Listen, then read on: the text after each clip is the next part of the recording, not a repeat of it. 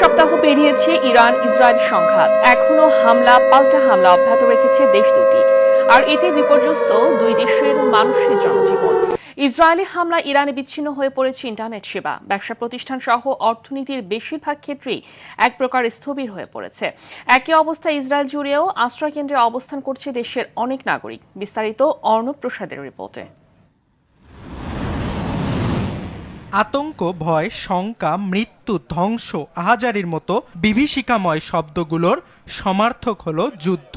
এবার এটি ইরানের ওপর জোর করে চাপিয়ে দিয়েছে ইসরায়েল, যার খেসারত দিচ্ছে ইরান, ইসরায়েল সহ পুরো বিশ্ব। সপ্তাহ পেরোলেও সংঘাত না থামায় ভয়ে আতঙ্কে দিন কাটছে ইরানের নাগরিকদের। ইন্টারনেট সংযোগ না থাকায় যোগাযোগ বিচ্ছিন্ন হয়ে পড়েছে তেহরান সহ ইরানের বিভিন্ন অঞ্চলের মানুষ। বন্ধ রয়েছে দেশটির বিভিন্ন এলাকার দোকানপাট। সংঘাত দীর্ঘায়িত